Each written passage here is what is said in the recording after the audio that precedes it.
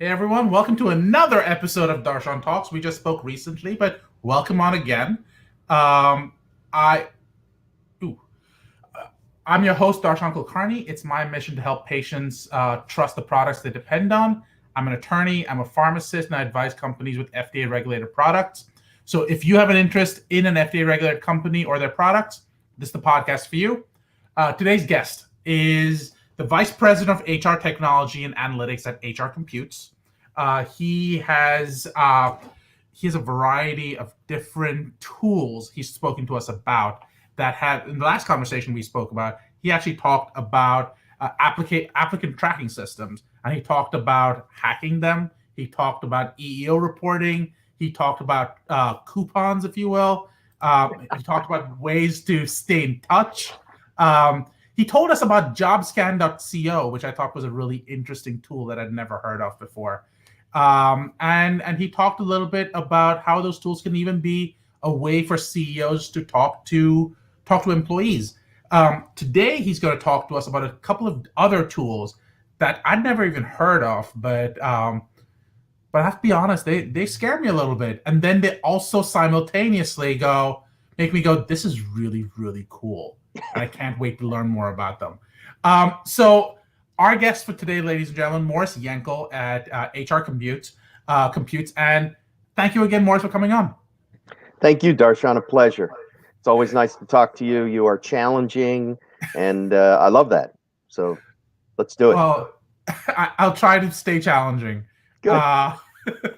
So let's start with a really basic question, Morris. One of the things we're talking about is this idea of, and we spoke about it a little bit earlier. How do we spoke about applicant tracking. How do you even find those applicants? What are the tools out there? If you're if you're like 50 to 100 people or more, what kind of tools are out there to go, you know what? I need those superstars because they mean more to me because everything I do is make or break for this company. Yeah.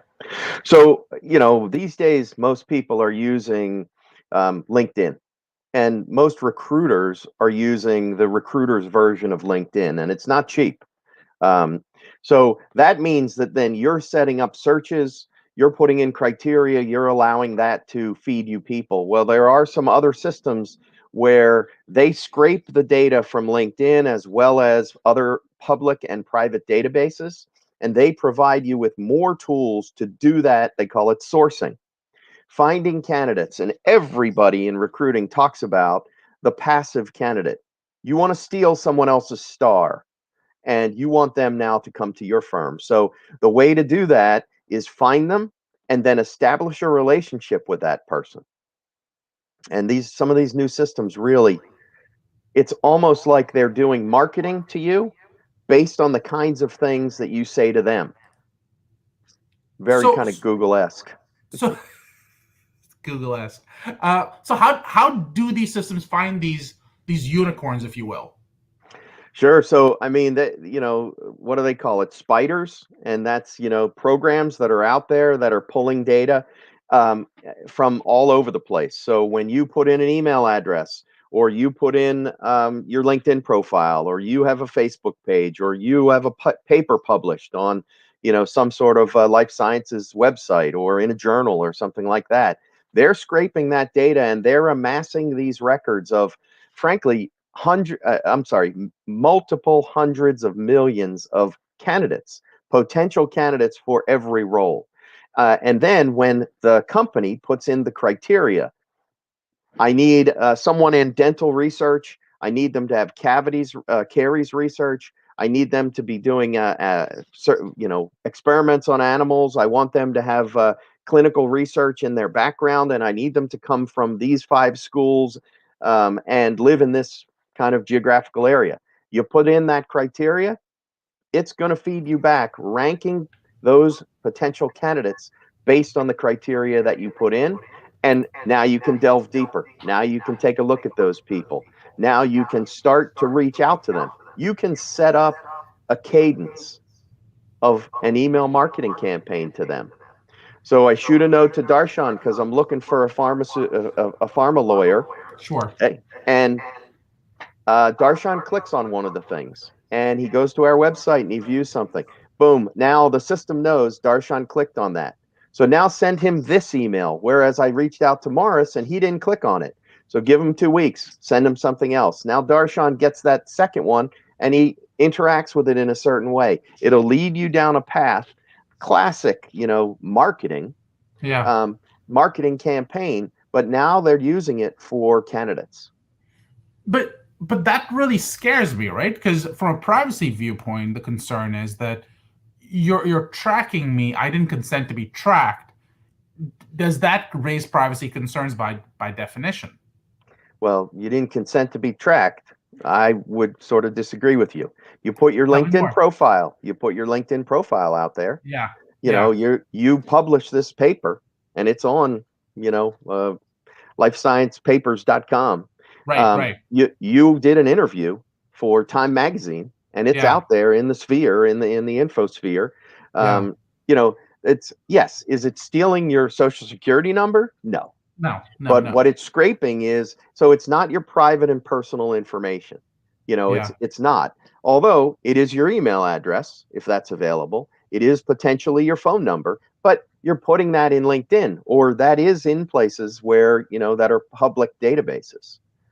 So I would argue that it is, that we're not doing anything illegal here. We're not going into your bank account. We're not going in, getting your social security number. But I actually watched a demo a couple times now of one of these systems, and I felt like a big brother, big sister world, where it is collecting this data. But if we think about it, somebody like Google, or somebody like Facebook, they're doing it today, right? When you're on those websites and you click on, a car advertisement, well, gosh darn, if 3 minutes later you're not getting a pop-up that has Volkswagen, or whatever, you write an email that says, you're looking for information on restaurants.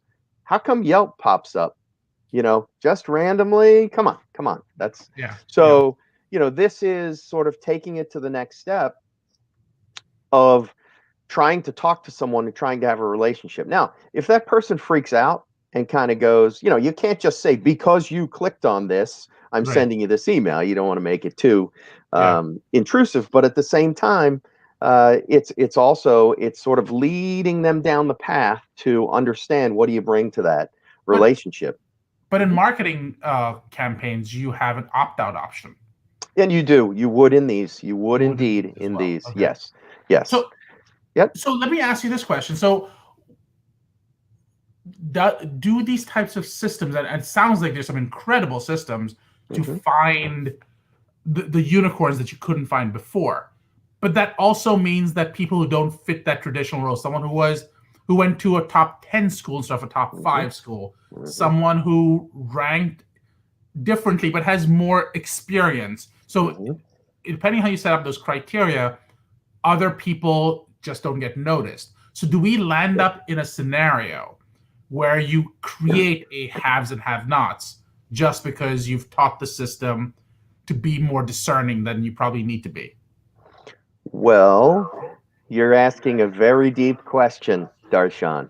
And if you do not search for diverse candidates, or you look in places where you are not going to find, you set the criteria, you're not going to find diverse candidates, you will not benefit from diversity. That is totally true. But at the same time, you have to think that if I'm looking for someone with 5 years experience, I don't want to look at someone with 10 years experience or 20 or 30 years. Is that ageism? Well, some could argue that could be ageism. On the other hand, it's also, I want someone relatively fresh out of school with only this much experience. We're going to teach them, and we're going to pay them less than maybe we would someone who, they are making an assumption that 20-year vet's not going to take that lower salary. But, that's they're allowed to do that. They're allowed to set the criteria. Now, on the other hand, you could search only historically black colleges. So you could turn the tables on that, and you could, input that kind of information. But how often are people doing that, though? It totally depends on the company, right? Right. It's Right. absolutely at the whim of the organization. Now, if you're an organization, though, that is really striving for diversity, equity, and inclusion, then you're going to do that. I mean, Right. I see a lot now where people are, you know, they're looking for that diverse talent. So they are looking in places where that diverse talent, potentially is. Um, it I think it's interesting where this sort of it's not really AI. I mean, it from collecting the data, it's Sure. AI. But really what you're doing, you're setting up a basic search that says, here's the criteria that I believe I need. Now, if I start that kind of a campaign and I don't get any good candidates, then potentially I'm going to change my criteria.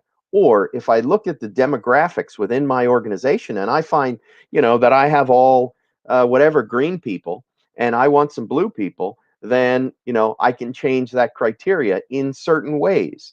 Now, these systems are not saying let me only search for blue people. It's not to that level. It let me only see male or female or whatever kind of candidates.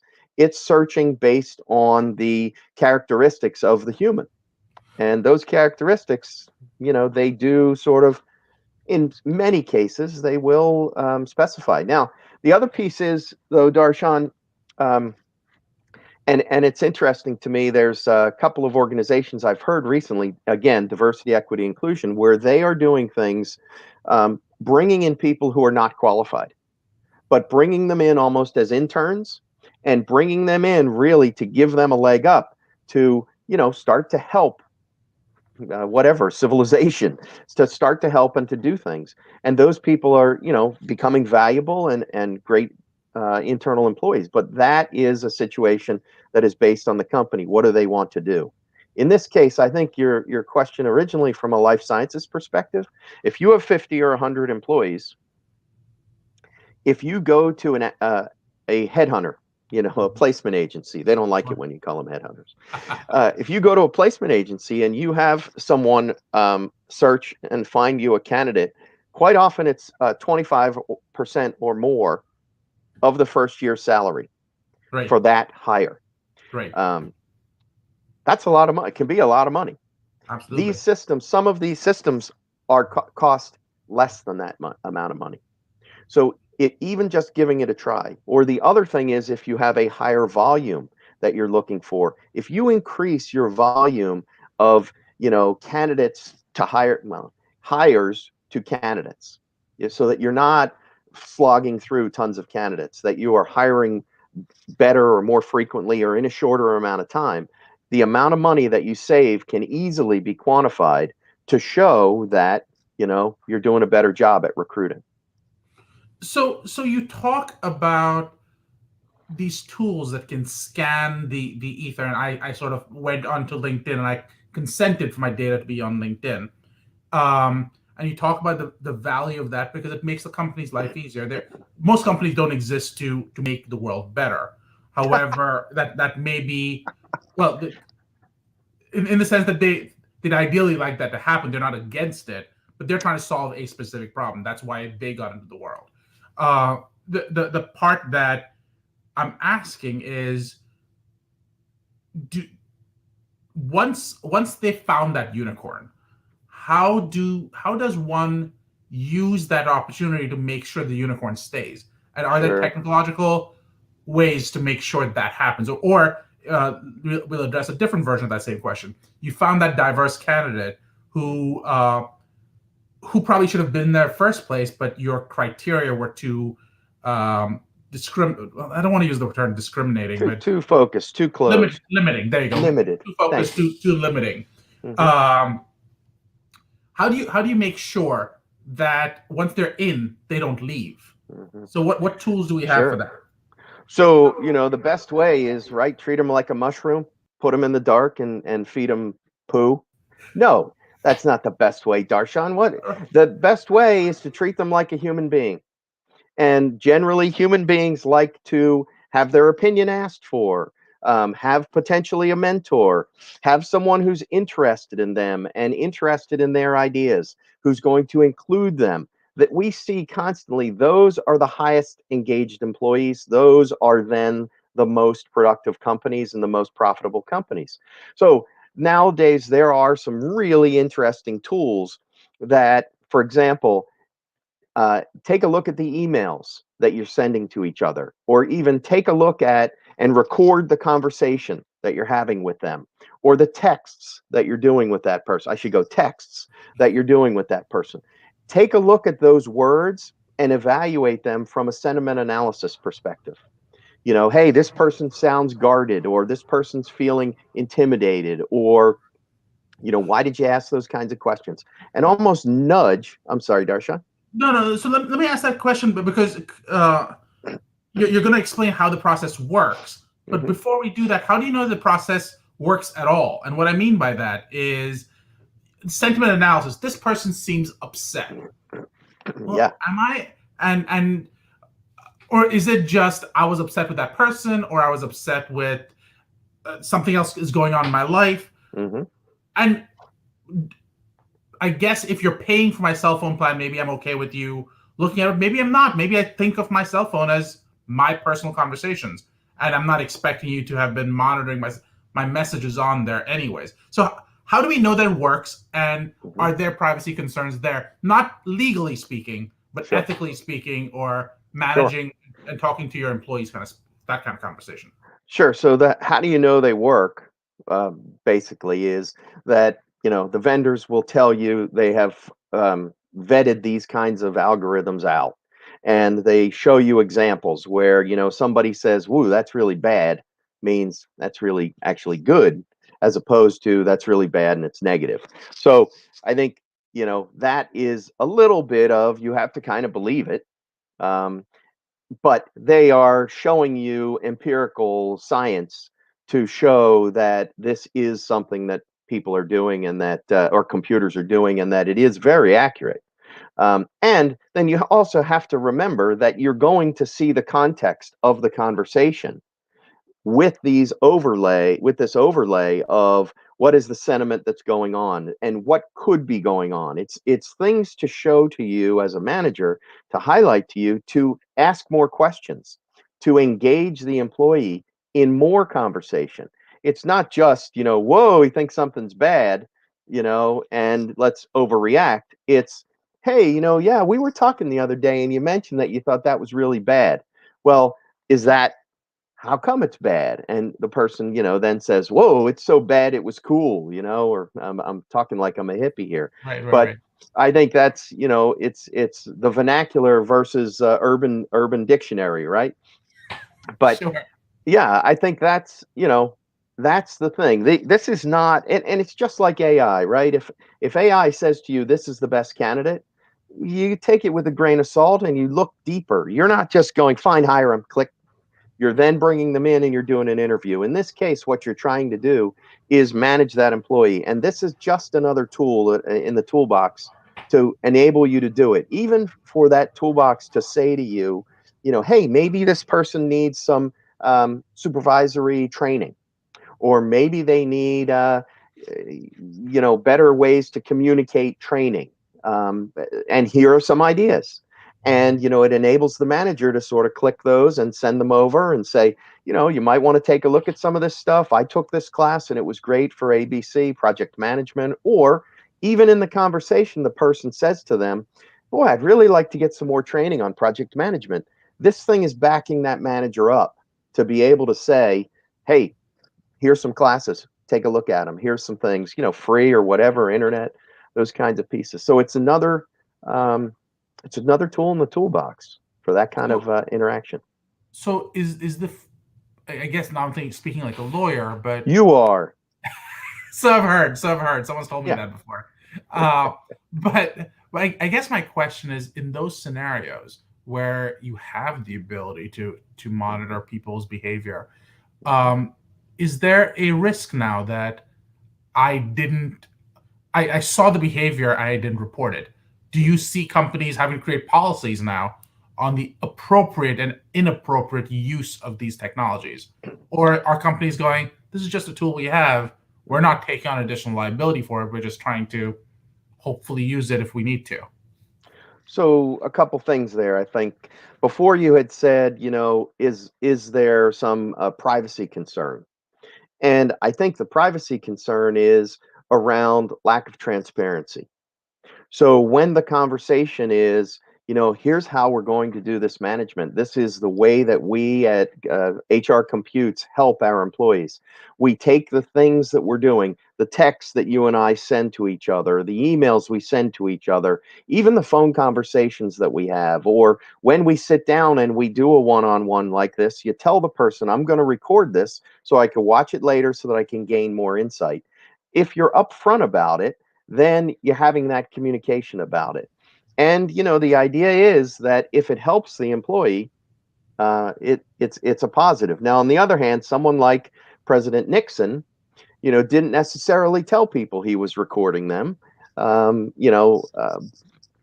those conversations did go on in the Oval Office, and I would really like to hear the conversation between Elvis Presley and Richard Nixon. They met on a number of No, times. I A didn't number know of that times. actually. Oh, it's a I didn't know classic that. Life magazine picture. Anyway, you took me right down the rabbit hole. But I think that's it. It's around being upfront with people and treating people the same. If you're doing this across the board in a department, if you're a manager doing it with all your people, then there's positive out of it. And if you explain to them how you're using the tool and you're transparent about the kind of feedback that you can get, then I think it's just a matter of being above board.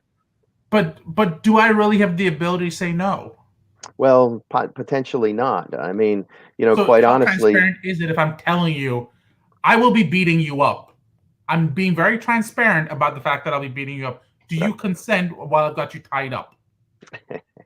I think I might quit that job, Darshan. Well, And I guess that's the question. the But do we have a person is, choice? yeah. Yeah. Well, they certainly have a choice to quit. I mean, you know, if you're beating me up, I probably am quitting. And so, yes, if you're telling them up front, if you're explaining to them the types of tools, a lot of times this is perceived as a positive. It's funny. I was on a Zoom call today, and the people on the call, I noticed that the three people from this company, they did not show themselves on the Zoom call. And I kind of said, is it a company policy that you guys don't, allow yourselves, you don't want to be seen on the Zoom call? And they said, oh no, it's not. It's actually we find that people of a certain age and above show themselves. But those of us on the call, we're younger and we don't show ourselves. I never I've heard never that heard that before. before. I know it was just, but it's again, it's they're just sort of Fascinating. deciding. But sorry, it's about being upfront with someone. And the point is, what I was trying to say there is that potentially, if you tell people, even as they're a candidate, that we utilize these kinds of things to have a conversation with you, that is intended to be a positive, and many people would think so. If you're not interested in that, you probably are not going to join that company. So again, I think a little bit of that. Plus, if they start to see positives out of it. So Yeah. the thing that comes to mind for me that I remember having rolled out performance evaluation process. Yeah. And in the process, you often counsel a manager, don't put something stupid like racist or Yeah. Yeah. sexist in the evaluation. And Yeah. don't call someone stupid. Right. Don't say that kind of thing in there, or fat or bald or whatever. It's, Yeah. you know, Yeah. talk about their performance, talk about, because those kinds of things in those kinds of documents are legally reviewable. So Yeah. if it's a formal document in that case, in this case, the conversations that you're having with the person, you're really sort of covering your butt that you had this conversation. And then even more so, you're utilizing it to try and help that individual. If you're utilizing it to try and, pigeonhole someone or try and pick, then this is not a positive employee relationship. If you're tying me up, Darshan, then I think it's not in my job description. So Right. um, Right. you know, But I guess that takes it to the next question, right? How are these in real time? Are these analyses happening in real time? they can happen in real time. I think the catch to it though is, like, if we were having this conversation and there's a chat over here that's Yeah. constantly streaming, I'm not going to be able to concentrate on you and giving you the depth and breadth of this, trying to answer and trying to pivot. So it is something that the manager would look at after the conversation in most cases. Yeah. I guess what I was wondering is this a scenario where I can be doing an interview and I really want this candidate, and I can get a sentiment analysis going, he's not happy anymore. You need to change the tone. And he's happy, but you're sounding a little irritable, or and sort of you adjusting to provide a Yeah. to be better, but the result of it is so just that oversight, which you may not necessarily want. How does that play itself out? Is what I'm trying to figure out. Yeah, that's a cool thought. And you know what? It can evaluate that quickly. Okay. So you could get those kinds of insights. I have not actually heard of someone using it during an interview. Okay. But it's kind of like the earbud, right? And Yeah. your producer saying to you, Darshan, you're hunched over, Yeah. right? I Exactly. mean, it's almost Exactly. like that.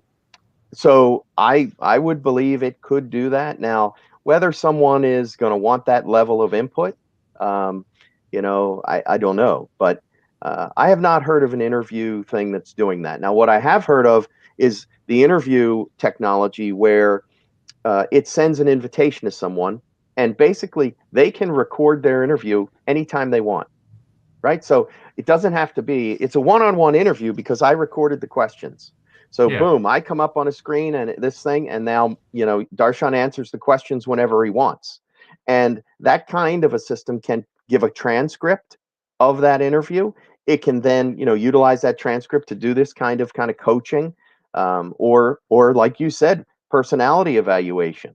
Is this person positive? Are they whatever combative or something? Yeah. But again, people are generally on their best behavior in an interview.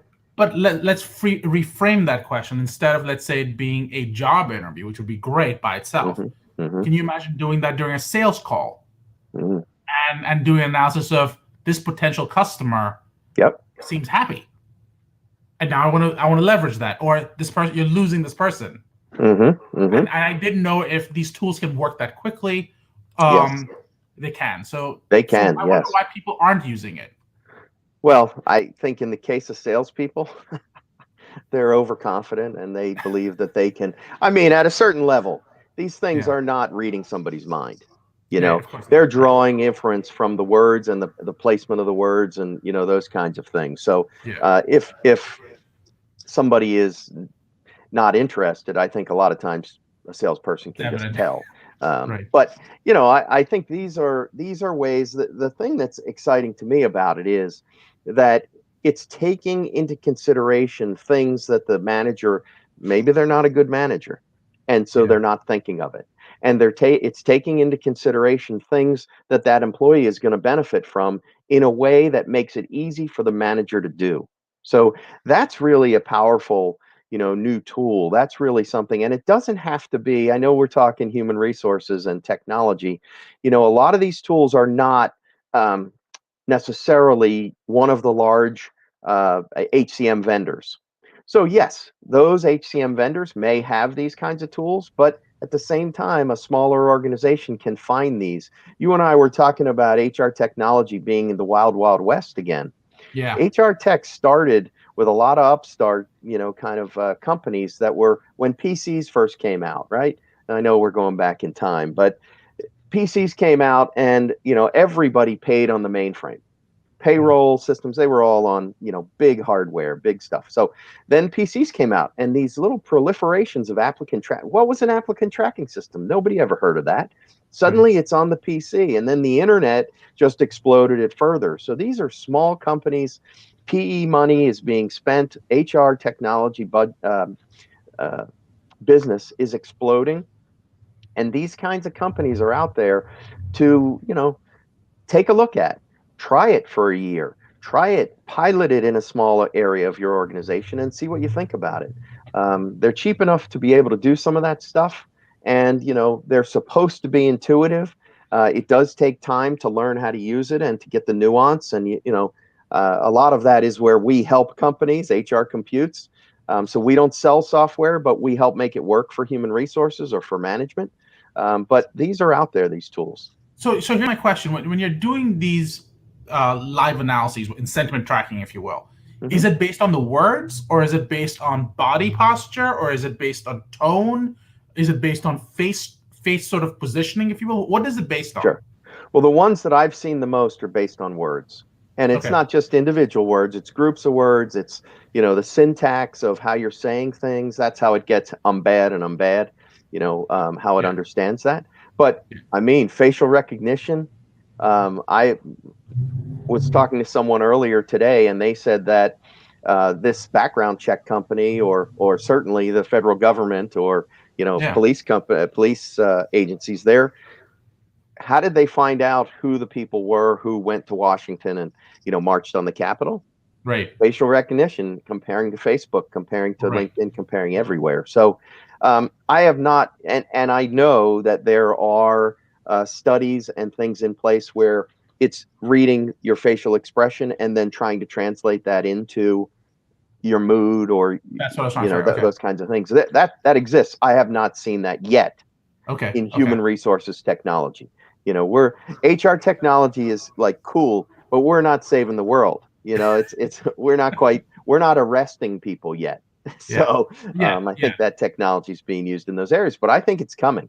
I think those kinds of things Very are interesting. are going to be there. Yeah, So we're kind of running out of time. What is sure. one question you'd like to ask our audience to answer for us in the comments? Well, I mean, to me, it's where are you at with HR technology? Have you kind of seen these kinds of things? Are you interested in these kinds of things? I think HR technology can do amazing things, and people need help. The pandemic really kind of smashed into a lot of people, and I think that companies with remote work, I think, is very interesting.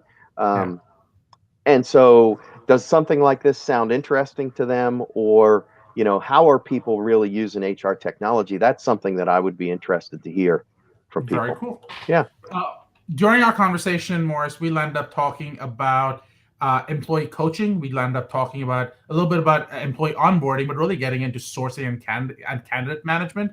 We talked a lot about email evaluation and sentiment analysis. We didn't really get into training classes, which is one of the conversations we'd hope to have. But we talked about the value of privacy and comparing that to mm, transparency, and looking at the accuracy of the sentiment analysis, and the limitations of it as it exists, but what it might do in the future. Did I miss anything? no, I like it. Okay. Good job. Nothing in this podcast should be construed as legal or clinical advice of any kind. It's intended for educational and entertainment purposes only. For those of you who missed it, Morris, where can they find you? Morris at hrcomputes.com. Perfect. And if you like this podcast, please leave a comment and subscribe. You can find me on Darshan Talks on Twitter, or you can find me at our website at darshantalks.com. Thanks again, Okay. guys. Yeah, Thanks Darshan again, Morris. rocks. That's the one. Darshan rocks. Thank you, man. Thank Darshan you. talks. Thank you. Have a great day. Bye bye.